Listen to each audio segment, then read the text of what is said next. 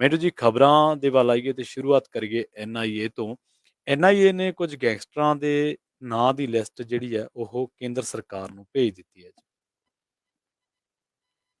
ਦੇਖੋ ਅਸੀਂ ਆਂਦੇ ਪਏ ਸਾਂ ਕਈ ਲੰਮੇ ਸਮੇਂ ਤੋਂ ਕਿ ਬਈ ਇਹ ਮਾਮਲਾ ਜਿਹੜਾ ਉਹ ਜੁੜੇਗਾ ਹੁਣ ਟੈਰਰਿਜ਼ਮ ਤੇ ਇਸ ਤੋਂ ਇਲਾਵਾ ਨਾਰਕੋ ਟੈਰਰਿਜ਼ਮ ਦੇ ਨਾਲ।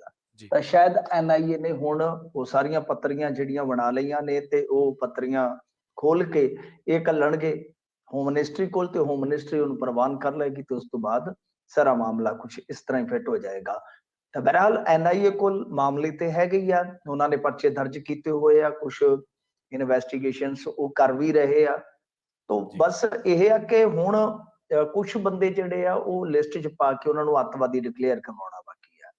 ਤਾਂ ਨਾ ਤਾਂ ਨਹੀਂ ਪਤਾ ਲੱਗਿਆ, ਪਰ ਦੱਸਦੇ ਆ ਕਿ ਸਿੱਧੂ ਮੂਸੇਵਾਲਾ ਮਰਡਰ ਕੇਸ ਦੇ ਵਿੱਚ ਵੀ ਜਿਹੜੇ ਬੰਦੇ ਇਨਵੋਲਵ ਨੇ ਉਹ ਇੱਕ ਨੇ ਜਾਂ ਦੋ ਨੇ, ਉਹਨਾਂ ਦਾ ਨਾਂ ਵੀ ਸੂਚੀ 'ਚ ਹੈ, ਕਥਿਤ ਤੌਰ ਤੇ ਦੱਸਿਆ ਜਾ ਰਿਹਾ ਹੈ।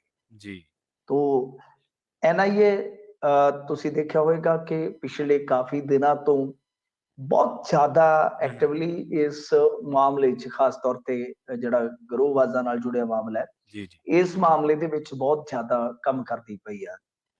ਔਰ ਸਪੈਸ਼ਲ ਸੈੱਲ ਉਹਨਾਂ ਦਾ ਦਿੱਲੀ ਵਾਲਿਆਂ ਦਾ ਹੈਗਾ ਹੀ ਹੈਗਾ।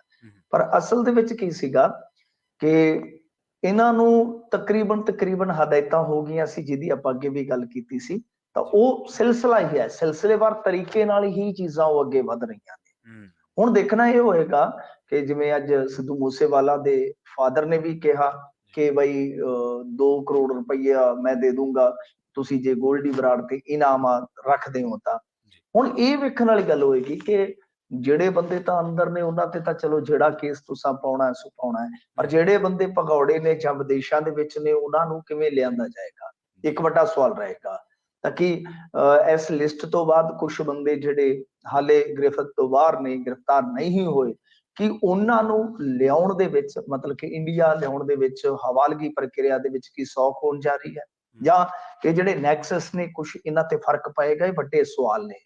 ਹਾਲ ਦੀ ਘੜੀ ਇਹ ਵੀ ਖਬਰ ਸੁਣਨ ਨੂੰ ਮਿਲ ਰਹੀ ਹੈ ਕਿ ਇੱਕ ਵੱਡੀ ਜੇਲ੍ਹ ਜਿਹੜੀ ਹੈ ਪੰਜਾਬ ਦੇ ਅੰਦਰ ਬਣਾਈ ਜਾ ਸਕਦੀ ਹੈ। ਤੇ ਨਾਲ ਇਹ ਤਾਂ ਸਾਰਾ ਕੁਝ ਪਤਾ ਹੀ ਹੈ ਕਿ ਹੁਣ ਤਾਲਮੇਲ ਜਿਹੜਾ ਹੈ ਉਹ ਖੁਫੀਆ ਏਜੰਸੀਆਂ ਇੱਕ ਦੂਜੇ ਨਾਲ ਸਾਧ ਰਹੀਆਂ। 4-5 ਸਟੇਟਾਂ ਦੇ ਵਿੱਚ ਇਹ ਪੂਰੀ ਹਲਚਲ ਆ। ਆਦੇਸ਼ ਹੈਗੇ ਨੇ, ਹੁਕਮ ਹੈਗੇ ਨੇ ਉਤੋਂ ਕਿ ਬਈ ਤੁਸੀਂ ਸਾਰਿਆਂ ਨੇ ਮਿਲ ਕੇ ਕੰਮ ਕਰਨਾ। ਤਾਂ ਦੇਖੀਏ ਹੁਣ ਅੱਗੇ ਕੀ ਹੁੰਦਾ। ਤਾਂ ਇੱਕ ਵਾਰੀ NIA ਨੇ ਦੱਸਦੇ ਆ ਕਿ ਲਿਸਟ ਬਣਾ ਕੇ ਉੱਤੇ ਘੱਲ ਦਿੱਤੀ ਹੈ ਕਿ ਤੁਸੀਂ ਮੋਹਰ ਲਾਓ ਤੇ ਫਿਰ ਬਾਕੀ ਦਾ ਕੰਮ ਅਸੀਂ ਦੇਖਦੇ ਹਾਂ।